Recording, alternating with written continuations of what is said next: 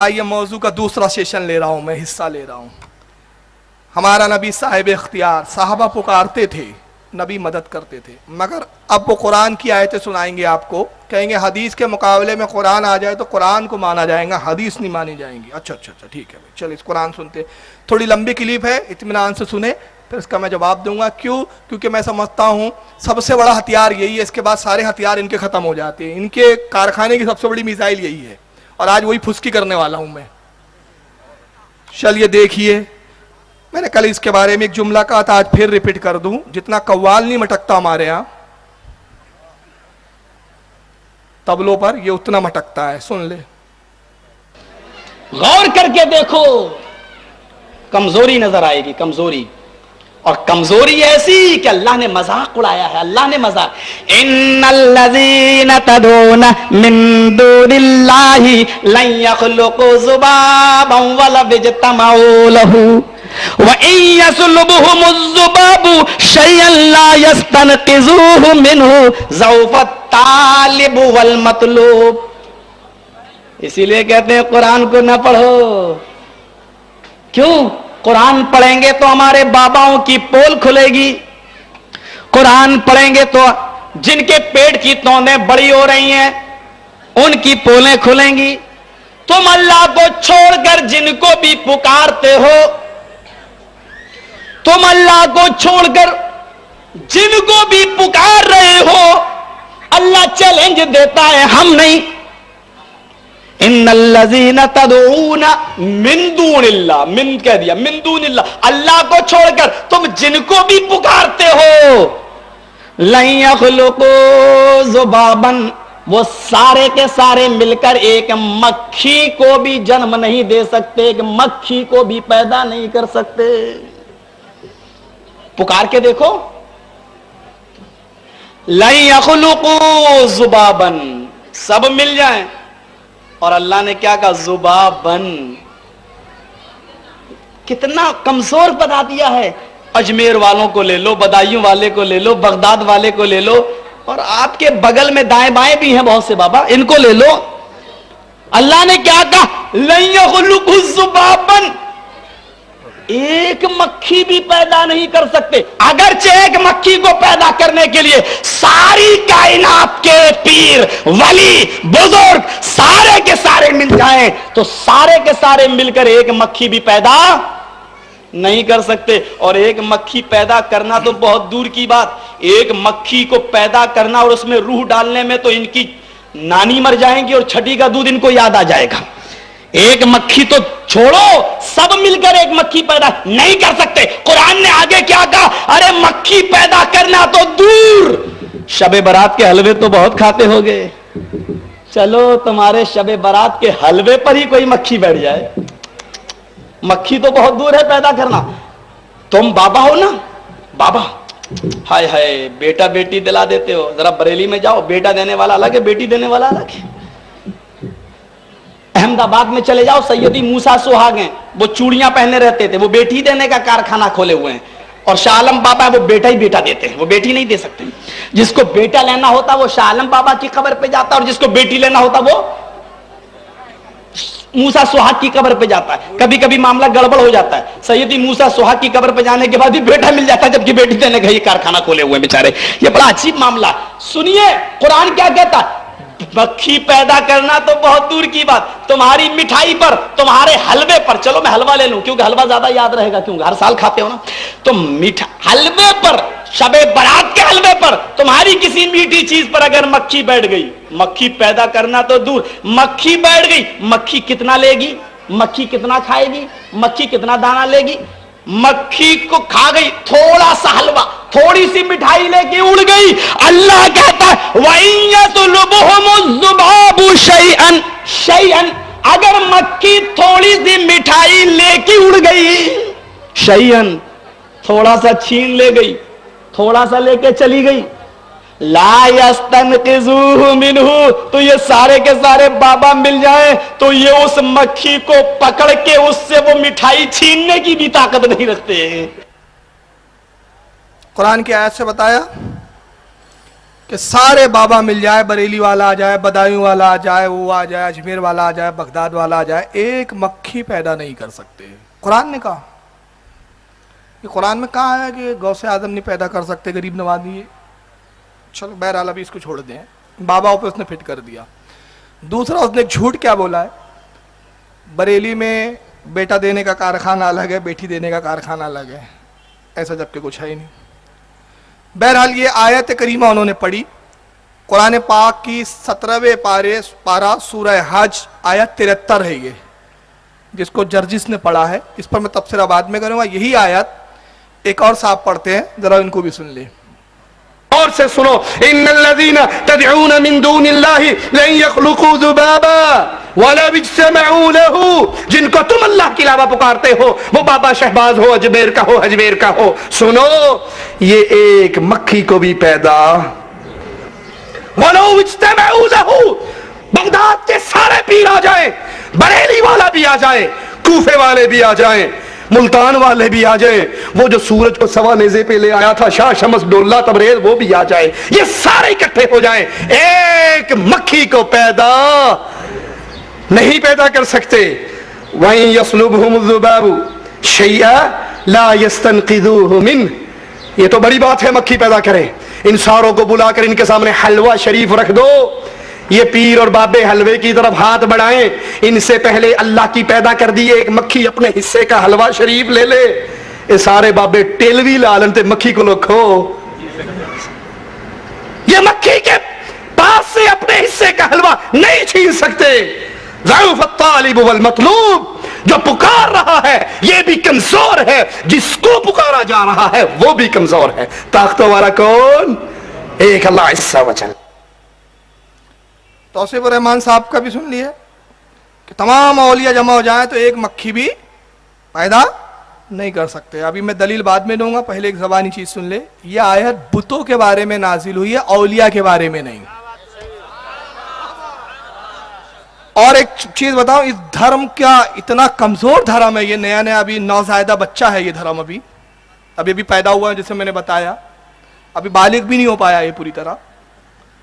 تو یہ جو پالنے میں بھی پنپ رہا ہے نا یہ دھرم، غیر مقلدیت یا اہل حدیث جو بولتے اپنے آپ کو، ان کے پاس میں ان کو چیلنج کرتا ہوں، اگر تم انبیاء اور اولیاء کو مجبور بتاتے تو ایک سری آیت مجھے ایسی لا کے دو جس میں قرآن میں صاف صاف موجود ہو کہ اولیاء اور انبیاء مجبور ہے کچھ نہیں کر سکتے. ایسی قرآن میں ایک آیت نہیں. تو کون سی آیت لاتے؟ بتوں پر جو نازل ہوئی وہ اولیاء پر فٹ کرتے ہیں، وہ انبیاء پر فٹ کرتے ہیں. کیوں؟ ان کا دھرم بچانے کے لیے ان کو بتوں کا سہارا لینا پڑ رہا ہے، بتوں کی آیتوں کا سہارا لینا پڑ رہا ہے. اب آئیے یہ آیت بتوں پہ نازل ہوئی، اس کے ذرا حوالے سن لے. میں چند حوالے دے رہا ہوں، ورنہ کتابوں کا اتنا ذخیرہ ہے کہ ان پہ لاد دو تو دب کے مر جائیں گا اسی میں، کیونکہ میرے پروگرام کی ٹائم پیریڈ لیمیٹڈ ہے میرے پاس. اس لیے چند معتبر حدیث تفاسیر کے، تفسیر ابن عباس، اسی آیت کریمہ کی تفسیر، اسی آیت کی تفسیر ابن عباس کیا کہتے ہیں، عبداللہ ابن عباس، ذرا سنیں. صفحہ نمبر اس کا 357، وہی آیت، پارہ 17 سورہ حج آیت 73. ضعف الطالب یعنی الصنم. عبداللہ ابن عباس فرماتے ہیں جو کمزور ہے اس سے مراد بت ہے، بت، اولیاء نہیں، انبیاء نہیں. والمطلوب الذبابہ یعنی مکھی، مکھی پیدا نہیں کر سکتے. کون؟ بت. آگے بڑھیں. تفسیر مدارک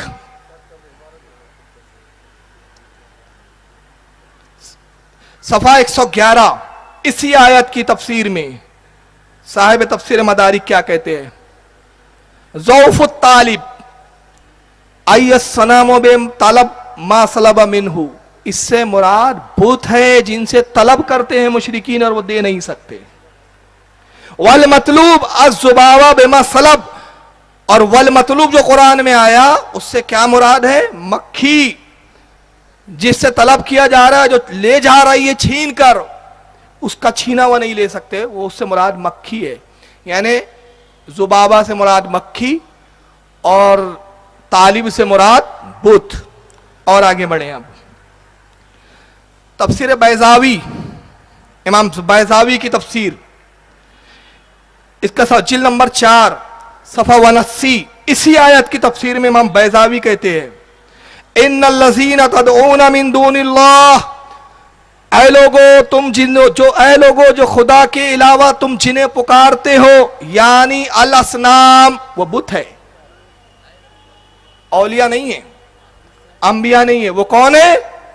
بت ہے، وہ بتوں کے بارے میں الضعف الطالب والمطلوب، اور جنہیں پکارا جا رہا ہے وہ بھی کمزور، اور جو پکار رہا ہے وہ بھی کمزور، عابد الصنم ومعبودہ، اس سے مراد وہ بت جن کی پوجا کی جا رہی ہے وہ بھی کمزور جنہیں پکارا جا رہا ہے، اور جو پکار رہا ہے وہ کہتے ہیں اس سے مراد اس کے پجاری، مشرک، یعنی وہ مشرک ہے، وہ بت ہے۔ اور آگے بڑھیں، چوتھی تفسیر دیکھیں، تفسیر در منصور، چھاپا بھی انہی لوگوں نے، یہی چھاپ رہے ہیں بھائی، امام جلال الدین سیوطی کی معرکۃ الآراء تفسیر در منصور، اس کے جلد نمبر 10 صفحہ 539، امام جلال الدین سیوطی اس آیت کی تفسیر میں کیا لکھتے ہیں قولہ تعالی، اللہ کا قول ہے یا ایھا الناس، اے لوگو، یہ لوگ کون ہیں؟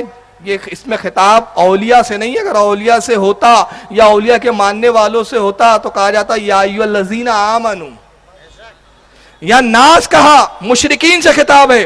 اخرجا ابن مردویہ عن ابن عباس فی قولہ، کہتے ہیں اب روایت حدیث لکھ رہے ہیں کہ اخراج کیا ابن مردویہ نے حضرت عبداللہ ابن عباس سے اللہ کے اس قول کے بارے میں، وہی آیت جس نے پڑھی تھی یا ایھا الناس ضرب مثل فاستمعوا لہ، اے لوگو تمہارے لیے ایک مثال بیان کی جاتی ہے کہ تم جن کو پکار رہے ہو، قالا، کہا، نزلت فی الصنم، یہ بتوں کے بارے میں آیت نازل ہوئی ہے، یہ آیت بتوں کے متعلق نازل ہوئی۔ پھر دوسری سند سے لکھتے ہیں واخرجا ابن جریر، اور اخراج کیا ابن جریر نے، وابن المنذر، اور ان سے ابن منذر نے روایت کیا، عن ابن عباس ضعف الطالب الہاتہم والمطلوب الذباب، کہتے ہیں جن سے پکارا جا رہا ہے اس سے مراد مشرکین کے وہ باطل معبود ہے، وہ بت ہے، اور جو لے جا رہی ہے ان سے چھین کے لے جا رہی ہے، ان کے سامنے کے جو پرساد ہے اور جو ان کی چیزیں رکھی ہے، اس سے مراد کیا ہے؟ مکھی۔ پھر تیسری سند سے لکھتے امام جلال الدین سیوطی واخرجا ابن ابی حاتم عن سدی فی قولہ، کہتے ہیں اس حدیث کو اخراج کیا ابن حاتم نے حضرت سدی سے اللہ کے اسی قول کے بارے میں، لن یخلقوا ذبابا، اب اس کی تفسیر میں کیا لکھتے ہیں؟ یعنی الصنم لا یخلقوا ذبابا، اس سے مراد بت ہے جو مکھی پیدا نہیں کر سکتے۔ کون ہے؟ قرآن نے کہا لن یخلقوا ذبابا، یہ اتنے مجبور ہے کہ ایک مکھی نہیں پیدا کر سکتے، تو یہ کہتے یعنی الصنم لا یخلقوا ذبابا، اس سے مراد وہ بت ہے جو مکھی پیدا نہیں کر سکتے۔ اب آئیے اور ایک تفسیر دیکھ لیں، تفسیر ابن کثیر میرے پاس حالانکہ عربی بھی ہے لیکن میں نے یہ اردو ٹرانسلیشن والی ہے، اسکین جان بوجھ کے ڈالی، اس کی وجہ یہ ہے کہ اس کا ترجمہ غیر مقلدوں کے بہت بڑے علامہ محمد جناگڑھی صاحب نے کیا ہے۔ یہ پاکستان سے چھپی ہے، لاہور سے، یہ لاہور سے چھپا ہوا نسخہ ہے میرے پاس، مکتبہ قدوسیہ سے۔ جناگڑھی صاحب جو انہی کے مولانا ہے، تفسیر ابن عباس کا خود انہوں نے ترجمہ کیا تاکہ یہ الزام نہ رہے کہ تفسیر ابن عباس کا ترجمہ ہم نے غلط کیا ہے، تمہاری مولوی نے کیا کیا ذرا سن لو۔ اسی آیت کی تفسیر میں ابن عباس کیا لکھتے ذرا سن لیں، کہتے ہیں اللہ کے ماں سوا جن کی عبادت کی جاتی ہے ان کی کمزوری اور ان کے پجاریوں کی کم عقلی بیان ہو رہی ہے۔ آپ پوچھتے ہیں اولیاء کو؟ نہیں، بتوں کی کمزوری اور ان کے پجاریوں کی کمزوری بیان ہو رہی ہے کہ اے لوگو، یہ جاہل جس کی بھی اللہ کے سوا عبادت کرتے ہیں، رب کے ساتھ یہ جو شرک کرتے ہیں، ان کی ایک مثال نہایتی عمدہ اور بالکل واقعے کے مطابق بیان ہو رہی ہے۔ ذرا توجہ سے سنو کہ ان کے تمام بت ہے، یہ ان کے تمام بت ٹھاکر وغیرہ جنہیں یہ اللہ کے شریک ٹھہرا رہے ہیں جمع ہو جائیں اور ایک مکھی بنانا چاہے تو سارے عاجز آ جائے اور ایک مکھی بھی پیدا نہ کر سکے۔ کون ہے وہ؟ بت۔ پھر آگے لکھتے ہیں ابن عباس رضی اللہ عنہ فرماتے ہیں طالب سے مراد بت اور مطلوب سے مراد مکھی ہے۔ اور یہ کیا کہہ رہے سارے بابا آ جائیں یہ بھی کمزور، مکھی نہیں بنا سکتے، حلوہ شریف کا حلوہ نہیں اٹھا سکتے۔ اگر اپنے باپ کی سچی اولاد ہو تو بتاؤ اس آیت میں ولی مراد ہے، یہ ثابت کرو، ثابت کرو۔ قرآن کو اپنی مرضی سے بدلتے ہو کم بختو، شرم نہیں آتی تم کو؟ چلو بھر پانی میں ڈوب مرو، تفاسیر تم نہیں پڑھتے، قرآن کو اپنے مرضی سے ڈھالتے ہو اور بولتے ہو ہم حق پر ہم ہیں۔ اور کیا لکھتے امام ابن جریر رحمت اللہ علیہ بھی اسی کو پسند کرتے ہیں، اور ظاہر لفظوں سے بھی یہی ظاہر ہے۔ دوسرا مطلب یہ بیان فرمایا گیا کہ تعلیب سے مراد عابد، بتوں کے پجاری، اور مطلوب سے مراد اللہ کے سوا اور معبود ہے جن کو پوجا جا رہا ہے۔ اب آئیے، اب میں قرآن کی ایک آیت اس کے جواب میں پیش کر دوں۔ قرآن نے کہا کہ بتوں کی حالت کیا ہے، قرآن نے بتوں کے بارے میں کہا، ان تفاسیر سے میں نے ثابت کر دیا کہ جو مکھی نہیں پیدا کر سکتے وہ کون ہے؟ بت۔ جو سامنے کی چیز سے اگر مکھی کچھ لے جائے چھین نہیں سکتے وہ کون ہے؟ بت۔ مگر اللہ کے انبیاء کو اختیار کیا ہے؟ پارہ نمبر 3 سورہ آل عمران آیت 150 اللہ حضرت عیسیٰ کا جملہ بیان کرتا ہے۔ عیسیٰ کہتے ہیں، عیسیٰ کا قول بیان کیا جا رہا ہے، انی اخلق لکم من الطین کہیۃ الطیر فانفخوا فیہ فیکون طائرا باذن اللہ۔ حضرت عیسیٰ کہتے حواریوں سے، اے میرے حواریوں، میں تمہارے لیے پرندہ ایک مٹی کا بناتا ہوں۔ بت مکھی پیدا نہیں کر سکتے، یخلقو ذبابا، یہاں بھی خلق آیا عربی میں، اور حضرت عیسیٰ کے لیے بھی یہاں کیا آ رہا ہے؟ انی اخلقو، میں پیدا کرتا ہوں، میں پیدا کرتا ہوں کیا؟ تمہارے لیے مٹی کا ایک پرندہ بناتا ہوں، فانفقو، پھر اس میں فانفقو فیہ، میں اس میں پھونکتا ہوں روح، لفظی ترجمہ ہو رہا ہے، میں روح پھونکتا ہوں، فَيَقُونُ، پس وہ ہو جاتا ہے، ہو جاتی ہے، طائرم، زندہ پرندہ اڑتا ہوا، بے اذن اللہ، اللہ کے حکم سے۔ بت مکھی نہیں پیدا کر سکتے، اور میں چڑیوں میں بے جانوں میں پھونک ماروں تو ان کو ہوا میں اڑاتا نظر آؤں۔ یہ ہے قرآن، انبیاء کی شان قرآن یہ بیان کر رہا ہے، اور بتوں کی مذمت یہ بیان کر رہا ہے، اور شرم آنی چاہیے بتوں کی آیتیں اولیاء اور انبیاء پہ فٹ کرتے ہو۔ اور آگے اللہ فرماتا ہے کہ عیسیٰ نے کہا وَأُبْرِئُ الْأَكْمَاحَ وَالْأَبْرَصَ وَأُحْيِي الْمَوْتَ بِإِذْنِ اللَّهِ۔ اب تو دھجی اڑا دین کے عقیدے کی، میں شفا دیتا ہوں بیماروں کو۔ کون؟ عیسیٰ کہہ رہے ہیں، اللہ نہیں، عیسیٰ قرآن بیان کر رہا ہے۔ عیسیٰ کہتے ہیں میں شفا دیتا ہوں بیماروں کو، اور مادرزاد اندھوں کو، اور کوڑیوں کو، سفید داغ والوں کو میں اچھا کرتا ہوں، اور ہڈی توڑ دین کے شرکی وَيُحْيِي الْمَوْتَى، اور میں مردوں کو زندہ کرتا ہوں، میں مردوں کو زندہ کرتا ہوں۔ یہ تو مکھی نہیں پیدا کر سکتے بت، مگر میرا اختیار دیکھو، میں عیسیٰ ہوں، نبی کا غلام ہوں، نبی سے افضل ہوں، تو اگر جب میں مردے جلا سکتا ہوں تو میرا نبی کتنے مردے جلائیں گا؟ اور جلایا میرے نبی نے، جابر کے بیٹوں کو زندہ کیا ہے، قبروں سے مردوں کو زندہ کیا ہے۔ ارے نبی تو بہت دور ہے، غوث اعظم نے ٹھوکر ماری ہے تو مردوں کو جلاتے ہوئے نظر آئے۔ اولیاء زندہ بھی کر سکتے ہیں بے اذن اللہ، اللہ کے حکم سے۔ یہ انبیاء ہے، یہ اولیاء ہے۔ میرے پاس وقت نہیں ہے، ورنہ ایک چیز پہ میں بڑی تفصیل سے آتا ہوں، وقت اجازت نہیں دیتا۔ اور اب قرآن کی اس فصاحت کو دیکھیں، میں زندہ کرتا ہوں، مردوں کو عیسیٰ کہتے ہیں بے اذن اللہ، اللہ کے حکم سے۔ مطلب کیا بتایا؟ بے اذن اللہ، اللہ کے حکم سے، یعنی وہ جھوٹے ہیں جو کہتے ہیں کہ اللہ نے اپنے محبوبوں کو اختیار نہیں دیا۔ میں بے اذن اللہ کہہ کے بتا رہا ہوں، اللہ نے اپنے محبوبوں کو اختیار دیا ہے۔ یہ سب جھوٹے ہیں، مت آؤ جھوٹوں کے چکروں میں، قرآن پڑھو بھائی۔ ہم بھی کہتے ہیں، بولتے قرآن پڑھنے سے اس لیے منع کرتے ہیں۔ وہ کون بول رہا تھا؟ جرجیت۔ میں نے کہا بیوقوف، ہم قرآن پڑھنے سے منع نہیں کرتے، ہم کنز الایمان پڑھنے کے لیے کہتے ہیں۔ تیرے سمجھ کا پھیر ہے، ہم تم جیسے خبیثوں کے ترجمہ پڑھنے سے منع کرتے ہیں کہ جو عربی بھی نہیں سمجھتے، کچھ کی کچھ بناتے ہو عربی کو۔ اور آگے سنیں، اب ہڈی ٹوٹ رہی ہے ان کی، ذرا سن لیجئے۔